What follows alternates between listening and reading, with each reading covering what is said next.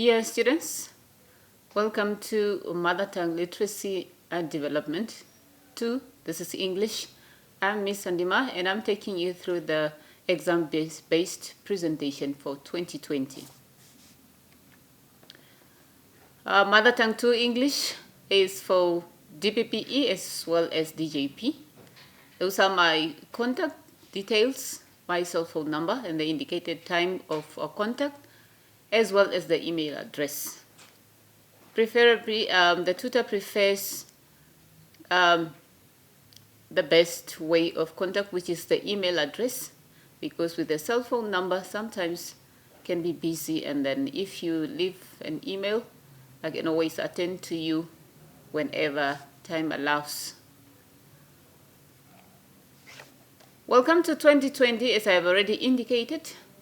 Please take note of the following. As I indicated earlier, please note that Mother Tongue 2 is a combination of DPPE and DJPE course content. So this means that as students, you may familiarize yourself with the content from both study guides. So you'll be at the safer side if you are familiar with the content from both sides. However, options are always made because of the content that differs in terms of these two study guides. Options are made to ensure that the content for the question paper mainly suits your program, be it DPPE or DJPE. So you are urged to familiarize yourself with the content from both guides because both assignments and examinations are based on both guides' content. So through your interaction, through your student groups, perhaps WhatsApp groups or any other platform that you have created, you will be able to have access to this. Other than that, like I said, you shouldn't worry too much because options will be made. Such questions are made optional to cater for your side, either you're doing DPPE or DJPE. Also, take note, the keywords that appear in the question paper or maybe in the question in the assignment, so to say, it's important that you know which one is the keyword because content may be presented differently. It could be the same topic, but in DPPE, it appears a little bit different from DJPE. But the keyword in that statement or in that question or in the topic will always play a role. So it will direct you to the correct information. So take note of that. Study your IOL study guide very well because all questions will be from this. Pay attention to your assignments and the comments that are made in the assignment. Of course, it will be helpful to guide you on how to go about certain topics or certain questions, so to say. So you are also more than welcome to peruse through their past question papers. It can also helpful and give you a hint on how some questions are crafted. For instance, how are they supposed to be presented to you and such things. Read the questions carefully to understand what is asked. Very important. Many students give wrong answers because they did not take time perhaps to read the question thoroughly and understand it in order for them to give the correct answer. So that can be a problem. So you are urged to ensure that you read the question and understand it before attempting to answer it. Coming specifically to examinations. Understanding how to answer a question is key. Every exam paper is a set of 3 levels. These are levels of difficulty, level 1, level 2, and level 3. That's how the examination question paper questions are rated. These levels are usually indicated by a specific verb that leads the question. These verbs are, for instance, discuss, differentiate, elaborate, So those are some of the examples of the verbs, and such verb will indicate the level, whether this question is at level 1, level 2, or level 3. So then you are also urged to make sure that you are familiar with these specific verbs. They are listed in your study guide, the very first part of your study guide at the beginning before Unit 1. Go through these verbs so that you know when you are asked to elaborate, what are you supposed to do? If it says discuss in details or specify or list, what exactly are you supposed to do as a student? Then you do the correct thing. In the front part of your study guide, you'll find a list of verbs. What is expected from you when you use a specific verb? You will have to study this list, or you will lose mark when not knowing or when diverting from what you are supposed to do. Perhaps you are told to discuss in details and all you do is list. Obviously, you are not going to get a full mark of that or whatever is awarded to that specific question. So students, please do the right thing. Again, it is also very important to study and be able to apply the following to the different sentences. Remember, the rules of writing as well as the rules of grammar will always apply everywhere in terms of writing. So these are such as punctuation marks, including capitalization. Punctuation, obviously, we know for you to write and make sense, things like a question mark, if it's a question that you are formulating, maybe the sentence has come to an end, then it has to be punctuated with a full stop or maybe an exclamation mark or whatever type of punctuation mark. Just bear in mind that for you to make sense, your sentences should at least be punctuated. It doesn't matter what you're writing, whether it's a paragraph or not in a paragraph format. Your answer, at least for it to make sense, and it also becomes easier to the next person that reads that answer or whatever you have written. The sentence construction, construct your sentences in a way that they make sense, they are understandable, and they can be meaningful. Conjunctions, determiners, quantifiers, spelling very importantly as well. When you misspell a word, you are likely to divert the message, or the meaning can easily change from one thing to another. So ensure that you have spelled the word correctly so that you communicate the correct message. Most importantly, as I have emphasized already, keep this in your mind always. Read, understand, and lastly, follow all instructions as presented in your question paper. Read, understand, and follow all instructions.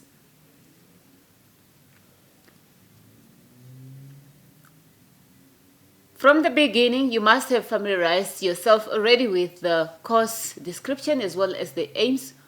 What is it that we would like to achieve when we are embarking or when we are studying this type of module or subject, which is Mother Tongue 2, English?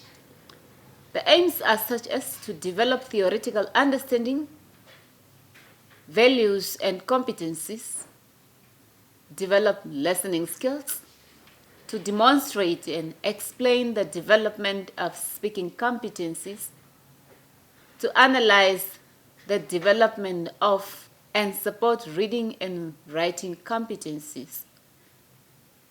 Also, to examine additional teaching and learning activities for junior primary reading development. The course also aims to examine the teaching learning activities and materials for language development.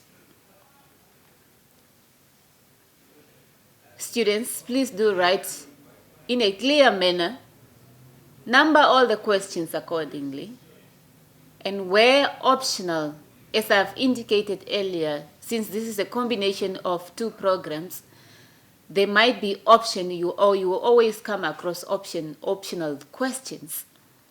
So please Number your questions in a clear manner and indicate your choice. If there is, let's say for instance, question 4A and question 4B, and they are optional, or you are only supposed to choose either A or B.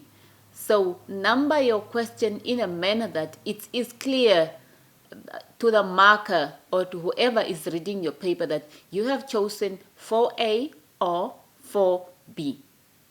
Then there won't be problems. Good. Getting into the main business, which is the exams, because this is exam preparation presentation. Students should be able to look at the following or concentrate to the following. Number one, the items that may help children's listening development. How a teacher can identify listening difficulties in a learner and the support that can be provided to such type of learners. Let's say, for instance, this child that you have in your class is unable to hear properly or does not hear at all. What are the type of assistance that you get? What is the type of assistance that you as a teacher can give to these learners so that he or she is on par with the others in terms of learning? In this course, we also come across figurative or idiomatic expression, figurative language, as well as their meanings. So when we talk about figurative language, as well as their meaning, the meaning refer to the literal meaning, what those actual words mean. The phonemic awareness skills, you should also familiarize yourself with that. They are presented a little bit different in DPP e-study guide and DJP e-study guide. However, they appear in both. Only that the only difference is that they are presented a little bit different. So that takes us back to what I said earlier, the keywords. So take note of the keyword in the topic so that you know that this is the right word. So it's as long as you come across, or what you have to take note of there is the phonemic awareness skills, even if it's presented differently, but you will come to realize that the answers are actually the same from the DPP guide and the DJP study guide. The different learning difficulties that may be experienced by various learners in different school settings. At the beginning, we spoke about hearing difficulties or auditory. So you might find that it's presented as auditory, and in the other study guide, it's presented as hearing. So it is the same. However, those are not the only difficulties that can be experienced from our learners in our school settings. You'll find that some learners have got they are visually impaired, or they have reading difficulties. So there are various types of difficulties that are presented in our study guides that we can observe from our learners in our school setting. I am of the opinion that as students, you might have picked up some of these needs as they are indicated, special needs to say, in our learners or among our learners, and then we ought to be familiar with these different types.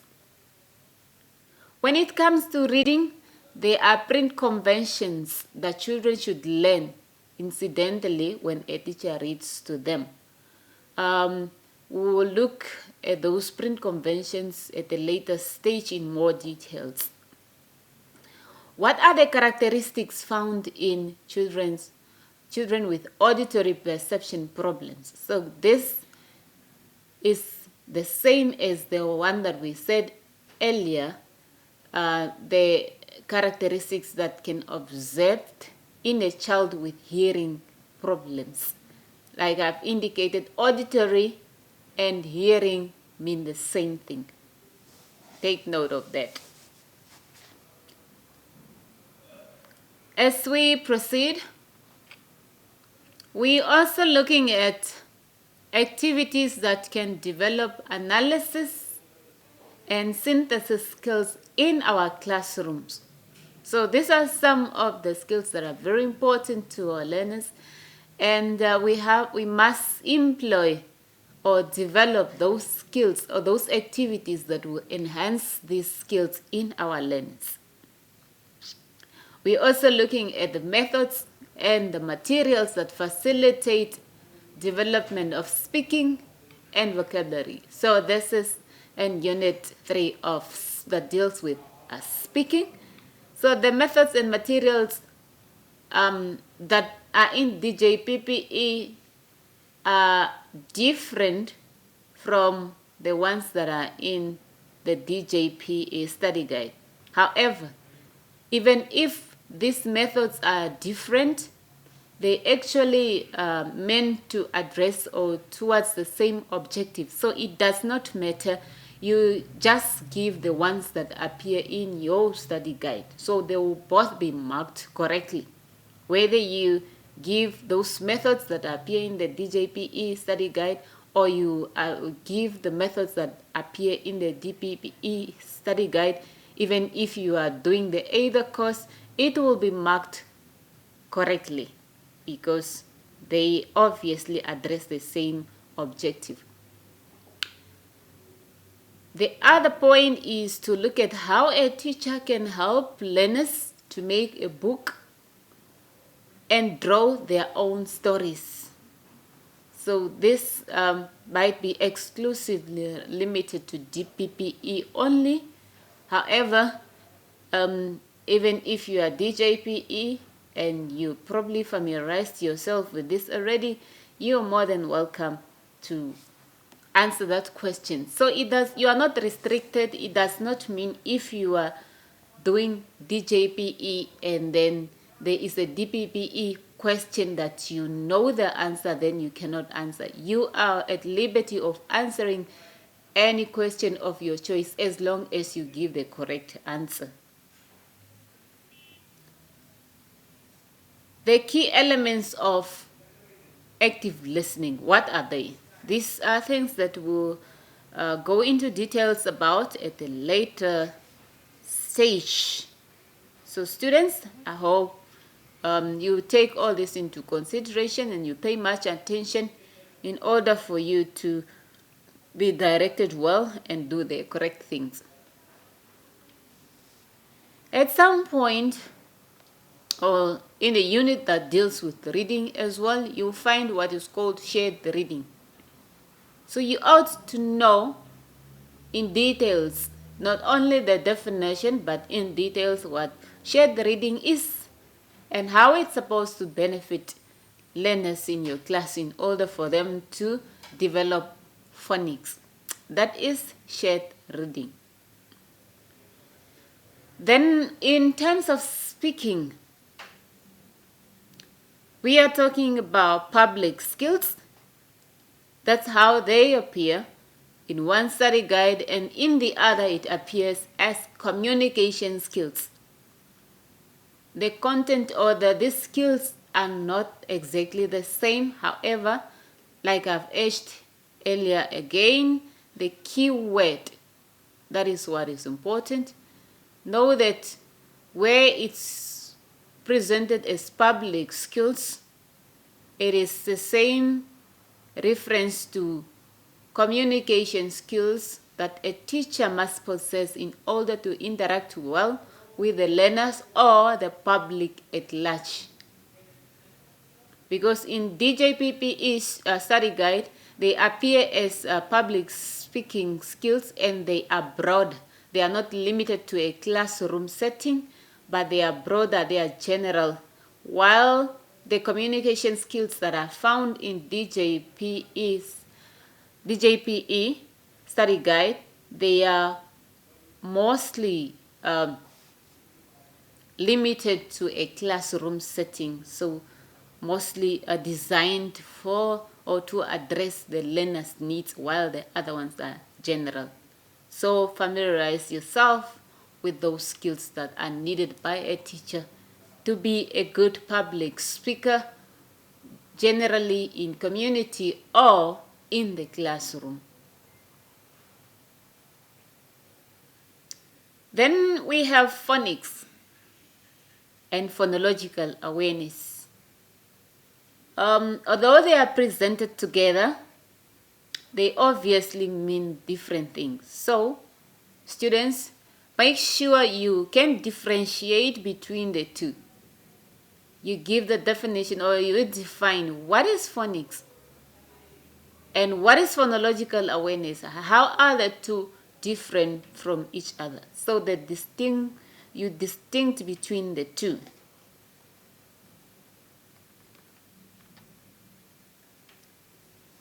As we move on, we also have activities which can be used to check comprehension of the story during and after storytelling. You in your class, you tell your students a story, or they tell stories amongst themselves, and after that you have to employ some activities in order for you to find out if they have understood the story or not. Those activities are there, they are part of your study guide. Please make sure that you have studied them. We also have activities to develop analysis and synthesis skills in our, especially the lower primary learners, the pre-primary school learners. This will elaborate in details at the later stage. Another very important key factor here is the KWL approach that is used also in storytelling. So it is presented in both study guides. So just make sure that you look for it and then you are familiar with it thoroughly. Just to give or to go into details and give some examples. Again, as students, you are expected to differentiate between the two. We have listening and we have hearing. Of course, these are two different things, even though in some instances you will find that people would think they are the same. These are two different things. So differentiate. Try by all means to find the difference between the two. What is listening and how is it different from hearing? It is presented very clear in a DPP study guide. However, it also appears in the DJP study guide. If we have to go into items that may help children's listening development, you'll find that a teacher can use items such as the songs, or what is also referred to as jingles, rhymes, poems, short stories, and folk tales. So those are some, but not limited to, items that may help children listening development.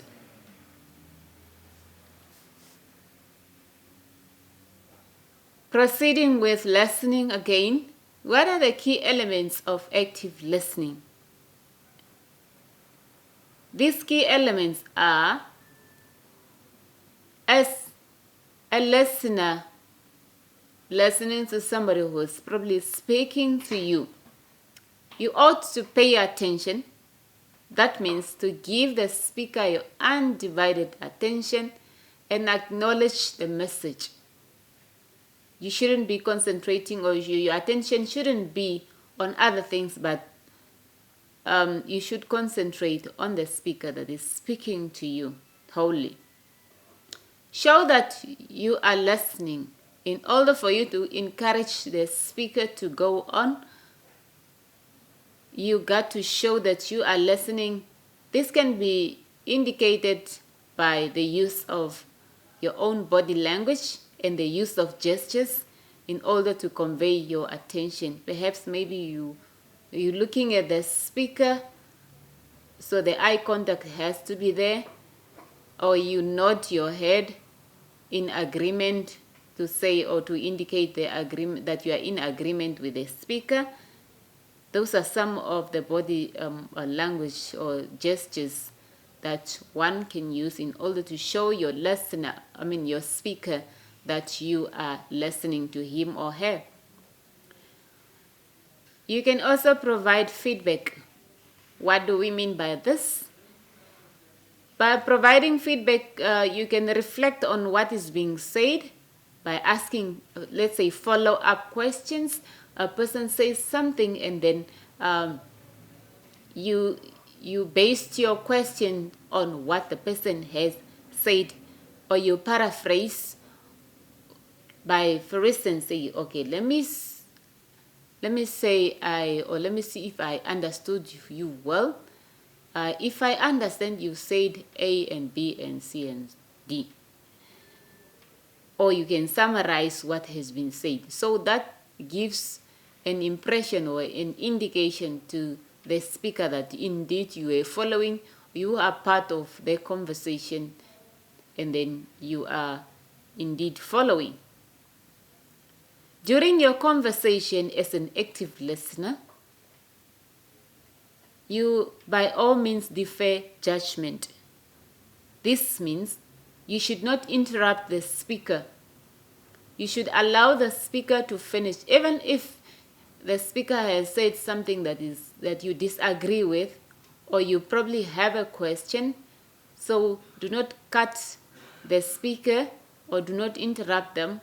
Wait until they have finished, then you can come in and tell them or ask them what you want to ask, or for them to clarify something that you're not that is not clear to you, or anything that you would want them to clarify, but do not interrupt them during the conversation. Again, as an active listener, you must respond appropriately.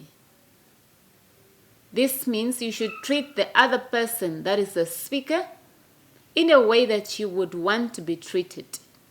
Be candid, open, and honest in your response. Then we have the print conventions that I said earlier, that children will always learn incidentally in the classroom when they are reading with the teacher. You don't necessarily, without telling them, the learners will pick up that print has a meaning. They will also come to realize that a book is read and contains interesting stories or information. They will learn how to handle a book because they are looking at you as a teacher when you read to them and how you're holding the book or how you handle the book. So incidentally, without them being told, they will pick up some of the skills. They will learn how to interpret pictures. Simply by looking at it, they will be able to give the meaning or to tell what the picture stands for or what it represents. The learners will be able to identify the different parts of the book, that is the cover, the front, as well as the back of the book, the top and the bottom, or how to hold the book upright and not downright. Learners will recognize that the reading is done from left to right. They will also learn how the story is structured.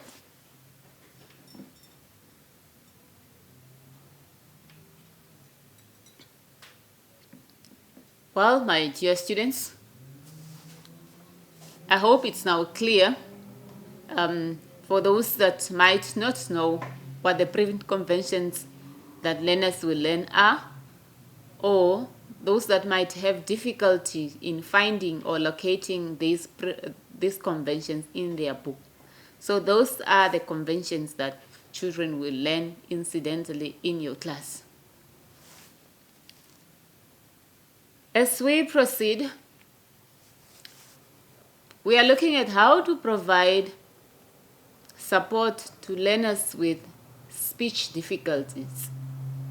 These are learners that cannot articulate words properly, or they're unable to speak properly, so they experience speech difficulties. Remember earlier when I said as you teach learners in the class, you come across different needs. Learners that are in your class are different, so as their needs are different. These are special needs that we are specifically looking at. So we looked at hearing, and here we are looking at the speech difficulties.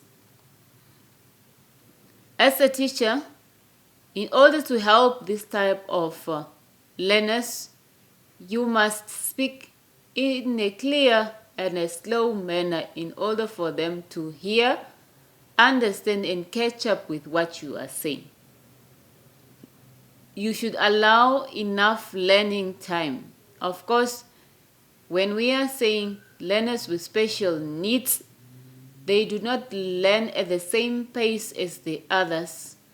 So this will mean that they might need an extra time in order for them to finish up the activity that others are on, but they cannot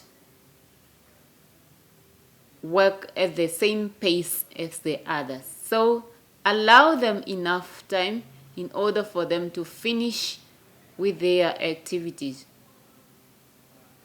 Another support that can be provided will also be to obtain hearing aid.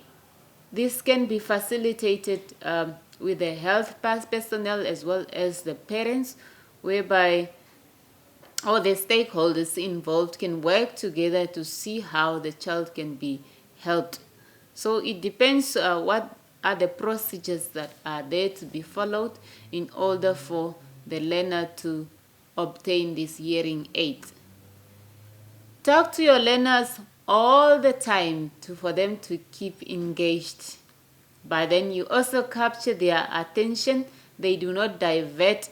So remember, these are learners with different needs, and then but with the ones for speech difficulties especially, they need to be talked to all the time in order for them to catch up and also to be focused. Make sure that the reading is an interactive activity. In most cases, you'll find it's only the teacher who is solely reading to the class or reading to the learners all the time. However, you can devise a different method whereby the learners are also on their own or amongst each other work or read to each other, so that they can interact with each other, speak to each other, share whatever is going on in the class. It becomes helpful to those even with special needs.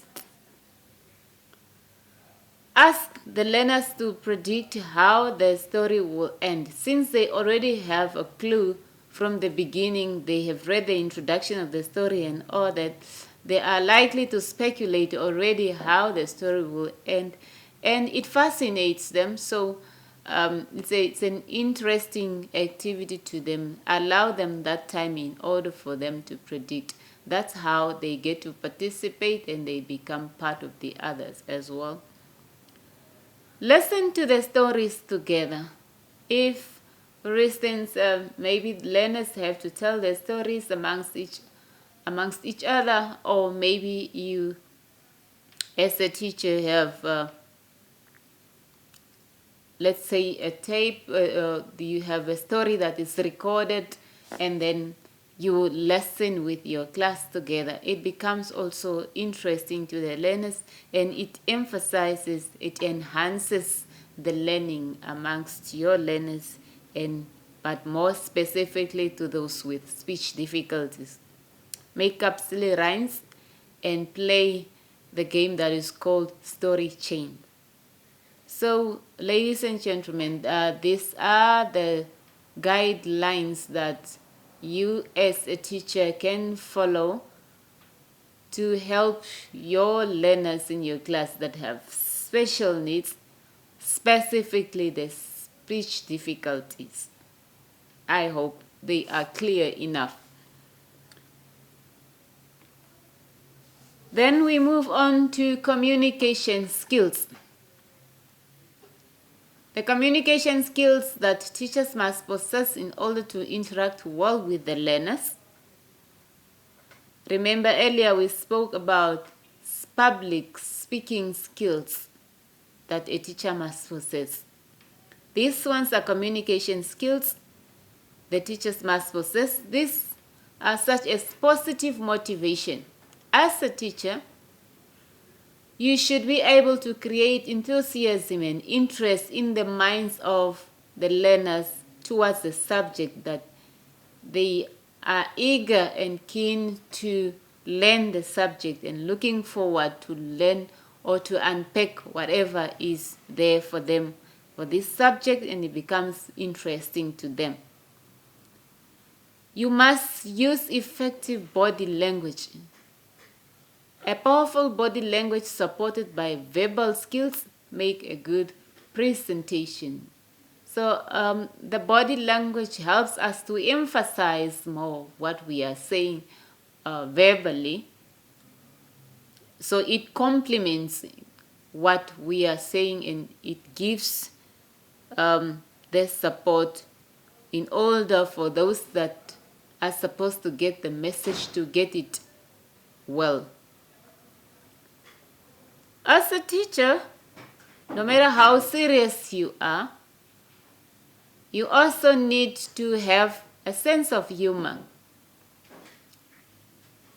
What are the advantages of having a good sense of humor, especially for a teacher? A good sense of humor keeps the learners active in class. Understanding the learners, the teachers should encourage learners to communicate openly. So as a teacher, be open to your learners, and then they will be free also to share whatever they need to share with the teachers. They do not need to fear their teacher, however, they need to be open. There should be emphasis on dialogue than monologue. Like the sharing is being emphasized here. So give an opportunity to your learners to share what they have to share with the teacher, and not only the teacher that is always talking to them and giving the rules and teaching them and not giving them a platform for them to share and express themselves.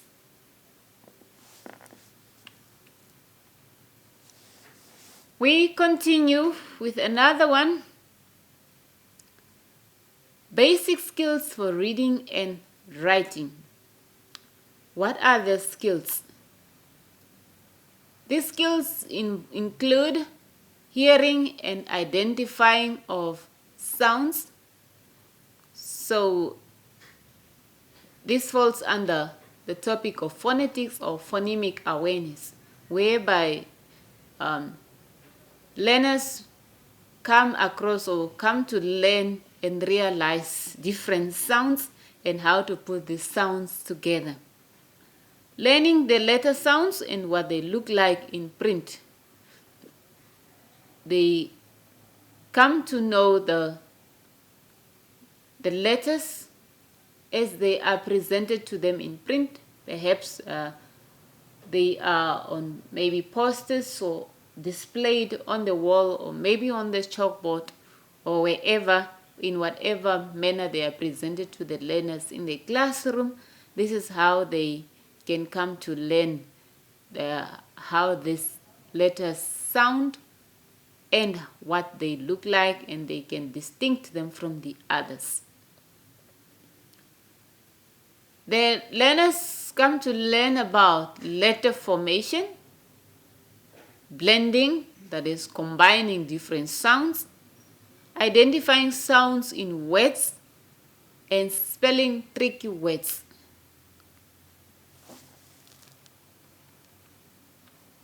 Then we have activities for enhancing analysis